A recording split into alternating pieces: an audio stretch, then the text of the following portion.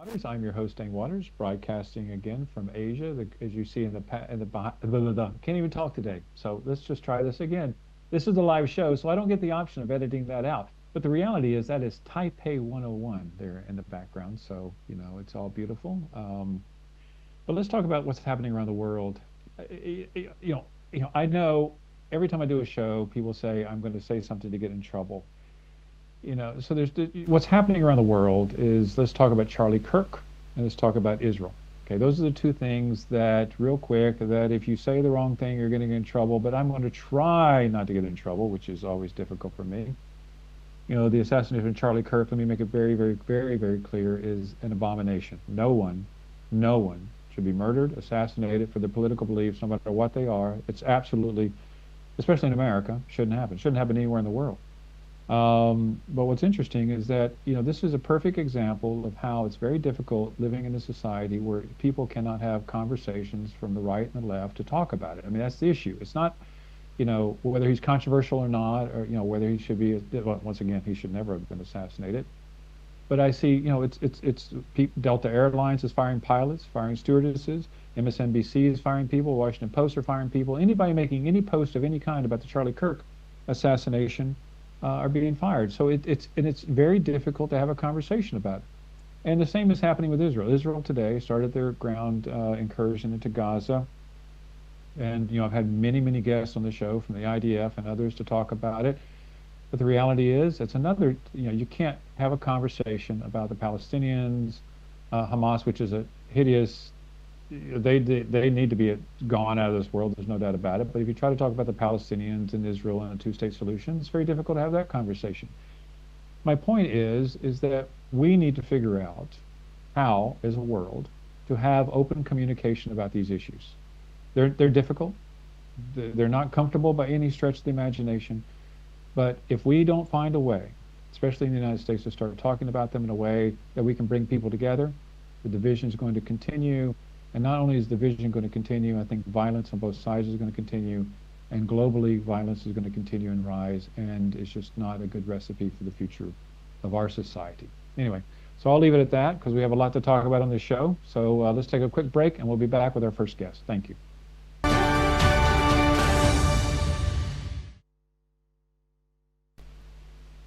Welcome back to Around the World with Dane Waters. So on that somber note of my introduction, let's get to even more interesting stuff. So we're very honored once again to have Stephanie Barello with us. She's an economist, and I was joking with her that she's the most famous economist I know. Actually, she's the only economist I know, so I guess that's true. I'm kidding with you, Stephanie. No, really, listen, we've talked about this before when you were on the show before, is that when it comes to economics, I am totally clueless. Absolutely clueless. And I will tell you, after our last show, when you tried to explain your tariffs and how they work and all that kind of stuff, I got a lot of people saying, hey, she made it simple for me to understand. So I appreciate that. Oh. And that's why I have you back on the show. Well, thanks, Dane. I'm happy to be here. Okay, U.S. economy. Let's start with a basic thing. Where do you feel the economy is? I mean, do you think that the U.S., you have President Trump on one hand talking about it's a great economy. Other people say it's not. You got Jamie Dimon from saying different things, Warren Buffett saying different things. But help us understand, where is the U.S. economy right now? So the way that I know where the U.S. economy is at is I look at the data that the government is releasing. So there are a couple of figures that people really pay attention to. One of them is what's called the jobs report. That is the report released by the Bureau of Labor Statistics, BLS, on the first Friday of every single month. And it is probably, in my mind, the most watched indicator in the economy. And so make my judgments based on that report. I look at another report released by BLS about inflation. And then I also look at data released by other statistical agencies like the Bureau of Economic Analysis about GDP. So that said, here's my take on the most recent job numbers. And I will say this with a grain of salt, though, is when I look at the numbers, I do know that on a month-to-month basis, the numbers can be kind of noisy and you don't really know what's going on until you have several months of data, right? And so, but that being said, the last couple of months of data, at least on the jobs front, isn't looking great. So let me give you a little bit of background about how this data is collected. And so here's my professor hat about what happens um, behind the scenes because I actually worked at the Bureau of Labor Statistics. That was my first job out of college when I worked as an economist in Washington, D.C. And I learned a lot. I saw behind the curtain. I was there. So I can attest to what the culture is like, how the data is collected, and everything. So when it comes to the jobs report, what BLS does is they want to get a pulse of what's happening in the economy. And there are millions of workers and there's millions of businesses in the United States. And obviously, it would be really hard for BLS to ask all of us and say, hey, do you have a job right now? Or are you looking for one? And that's really hard. So they can't ask millions of Americans that every single month. So what they do is they have surveys. And so they have one survey where they ask a bunch of households. They ask them about their participation in the labor force and their employment status. And then, so I think they interview 60,000 households every single month for that. And then separately, they go out and they survey tens of thousands of businesses as well, and they get like payroll jobs. So from the household survey, we will get the unemployment rate, we'll get data on the labor force, and then from the business side, that's where we will get data on the number of jobs that have been added or lost in the U.S. economy in a given month. So that's a little bit of background on the two surveys, and I will give you some highlights from. And interrupt me, by the way, anytime if you have any questions. Um, so I feel here's like the I'm in most. class. I'm not allowed to interrupt the professor. I mean, it's the professor. So go Oh, ahead, you professor. can, you can. So the most recent data for the jobs report came out first Friday of the month, and that's where we got information about what was happening in August in the U.S. economy. And the numbers aren't looking great. So the preliminary estimates are that 22,000 jobs were added to the U.S. economy in the month of August, and that is relatively weak. You also, okay, actually, I'll get to a point about revisions in a little bit. But if you want to get an idea of what does 22,000 jobs added in August mean? So as a comparison point, last year, monthly job growth on average was like 168,000. Granted, that fluctuated a lot, but that was the monthly average. In January, the jobs added was 111,000. So these numbers are really quite weak. And this number it's not entirely surprising, but it was lower than expectations. I looked at the data by industry because you can look at not just the overall jobs numbers, but you can drill down and say, okay, well, what industries are adding jobs and which industries are losing jobs?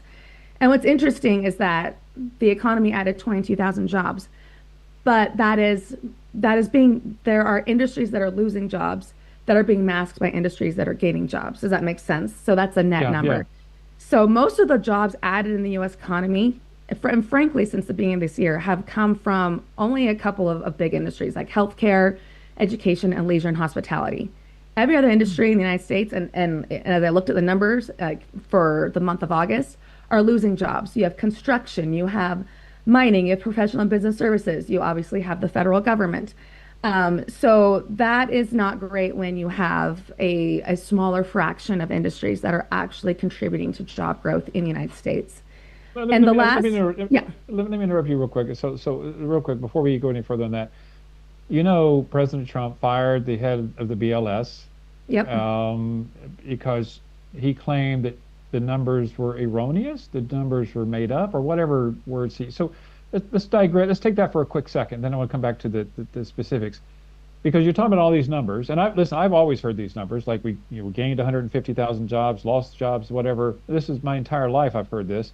Hmm. But was President Trump right in firing the director?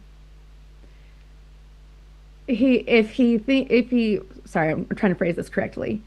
If his reason for firing the BLS commissioner was because the numbers have politicized, then that's incorrect.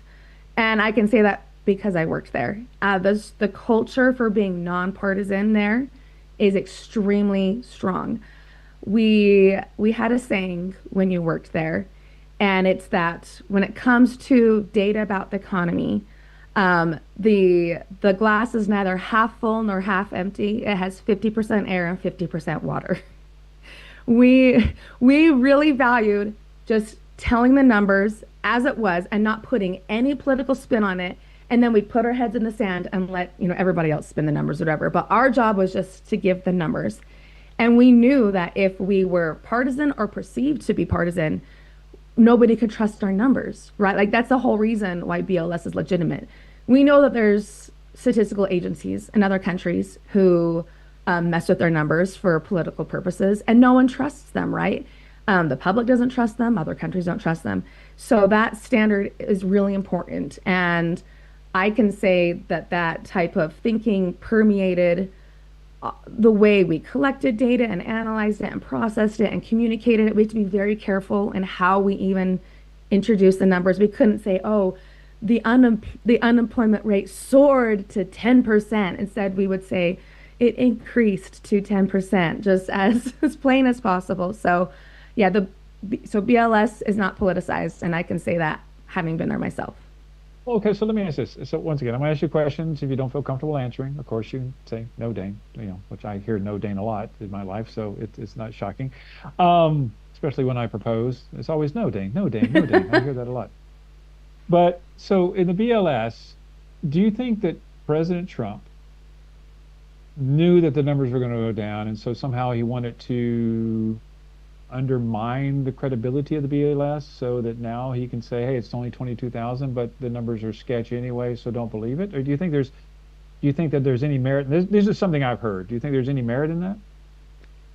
Any merit that, I mean, I don't know what's going on in his head and his strategy. I have no idea. So I do know that I do know that BLS numbers have not made presidents happy in the past. So it's not so in other words, like BLS has been challenged before politically, and it's always has weathered the episode. So for example, during the Nixon administration, they obviously weren't happy with the numbers coming out of BLS, and so they sent someone to BLS to count the number of Jews that worked there because they believed that Oh, they were spinning the numbers against the president.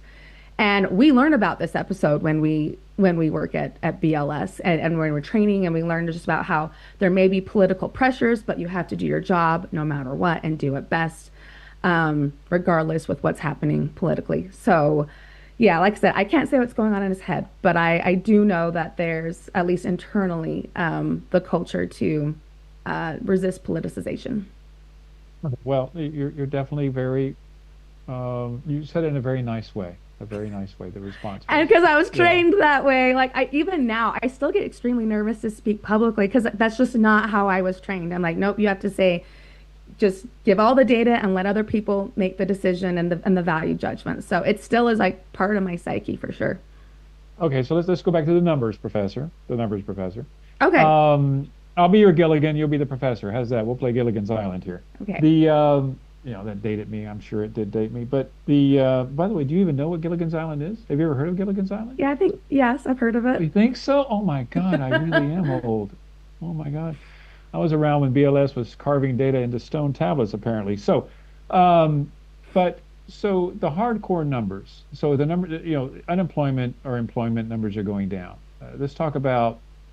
Well, actually, I'm going to totally switch gears on you and throw you a curveball here. Tariffs. We talked about tariffs before, Hmm. because it just pops into my head. So before the courts right now, it's before the U.S. Supreme Court now about whether or not these tariffs are constitutional or not. Lower courts have said they're not constitutional, right? So now I'll get back to the employment numbers here in a second, BLS. But if the U.S. Supreme Court rules that tariffs are unconstitutional and that he can't do that, what does that mean? What does that happen? Does that mean that we owe money to people? Do we give money back, or what happens? I mean, I'm not sure how what the implementation would happen, but I believe for businesses that they would be able to relax a lot more and have a lot more certainty when it comes to their planning. Yeah, I know people who just had to pay the tariff, right? And they didn't have time to substitute the supply chain, or they didn't want to because they didn't have the right options in the United States. So, yeah, we will see how what exactly happens. Well, okay, so do you think that these employment numbers, what is the tariff, have the tariffs impacted employment and has been a cause for the lower numbers in the country? I haven't seen. anybody specifically, and I'm sure it's actually out there, and I should look it up. I haven't seen anyone quantify the effect yet of tariff uncertainty on job growth in the United States, but that has definitely been part of the conversation. Whenever I'm hearing economists digest these job numbers, that's a huge explanation for why job growth is slowing down, is because of the uncertainty with tariffs and how that impacts the willingness of businesses to, say, hire new employees. Because businesses, they are more reluctant to hire new people than they are to fire someone, right? And so they kind of pause on hiring people when things are uncertain with their business and their revenues. And it impacts their ability to invest in new technology or, engage in capital expenditures, et cetera. So I have heard that as being a part of the story. I've heard also, but I don't know the degree of quantification. There is inflation as well, but that is correlated with tariffs. So that can be hard to disentangle. And then there's also the immigration story and what's happening in particular industries as immigration policies have gotten more strict, and that has impacts on, say, like leisure and hospitality, agriculture, and so forth, construction Okay, as well. so let's talk about inflation for a second. Is there inflation in the United States? Yeah, so the most recent numbers were released on last Thursday. And yes, so the number that people look at when it comes to inflation is how much has inflation increased relative to what it was a year ago. And so those numbers are for August were 2.9%. And to give you an idea to put that in scale, that's running a little warm on the inflation front for sure. It's not the direction that we like to see it go. Another related indicator of inflation that the Federal Reserve tracks is called the PCE. Don't worry about it, the PCE deflator, but they target 2%. And so you can see that is running warm relative to where the Fed would like to have interest rates at. Okay, so all of this. Okay, so here's the Or next inflation question. at, So, sorry, not interest rates. well, and so okay, so inflation. Let's go back to the numbers you were talking about the job growth. It's interesting that you talk about how the numbers in construction is down. That means that people are not investing in infrastructure, investing in tangible things. I mean, it was surprising to talk about hospitality industry increasing, considering that Hmm. I would argue that travel to the United States is diminished. So if you take those industry sectors, which one surprised you the most as far as being up or down? I mean, I would have to look at the whole time series for every single one to get a full sense of the context of it. But and I know certain sectors are more volatile than others, but anytime you see investment related industries like construction, that's when you think, oh, that's not really great, right? And because the those kind of sectors can be leading indicators of recessions. Okay, and so okay, let's talk about recession. Give us a little class on helping us understand exactly what is the definition of a recession and why should we be worried about it. Right. So there's kind of the back of the envelope estimate of recessions, and then there's the official designation of recessions. The back of the envelope one is that your GDP contracts, like I think it's two consecutive quarters or something, or yes. And but the official designation is is established by this nonprofit organization, NBER, where they look at a whole bunch of data points. They look at jobs and consumer spending and GDP and all sorts of things, and they come together and they say this is when the recession started. And what's difficult with recessions is that they can often spiral, right? Like you may have something that constrains the US economy, but as those people lose jobs, then they don't spend at the businesses that they attend, going to the restaurants, going to the movies, painting, doing a home upgrade project in their house. And as they spend less money, then that means that other people lose jobs and it can kind of spiral. And what is interesting when it comes to recession is that the most recent jobs report, one thing I didn't mention is that whenever they release the data on jobs, they also will revise the last couple of months prior, just as new data has come in. This is standard, it's publicized. And what actually happened is in June, their revised estimates said that the U.S. economy actually lost, I think it's 13,000 jobs in the month of June, which hasn't happened in a really long time. The last time that the U.S. lost jobs in a given month was during 2020. We can all forgive that episode, right? Before that, it was 2010. So it's actually been Oh, a wow. long time since the U.S. economy has lost jobs in a given month. So there are definitely some warning signs. I think it's Moody's Analytics. They have put the odds of a recession happening at 48%, which is uncomfortably high. So yeah, there's definitely these signs that one could be coming, but we'll see. I mean, if but things could always change, right? On the tariff front. Yeah, so we will see what happens, and we'll see what happens over the next subsequent months of data releases. Well, this is so because this is really fascinating, really, and it's just okay. So here's the next question for you. If America goes into a recession, what are the global implications to that? I mean, when they say that, what's the phrase? Is it when America sneezes, the whole rest of the world gets a cold? So Yeah, something like that. Yes. something like that. I mean, we're all integrated, right, in our global economy.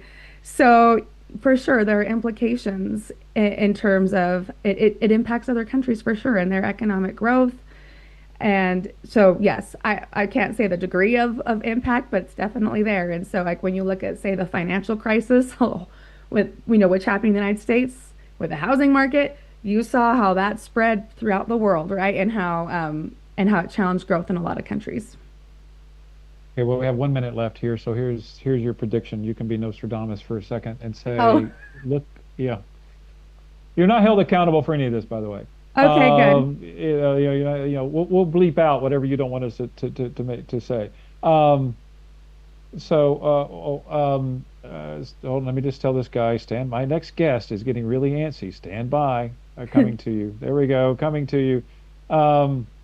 So the question is, if you look a year in advance, 2 years, 5 years, whatever you say, where do you think America's headed economically based upon the current economic strategy of the United States?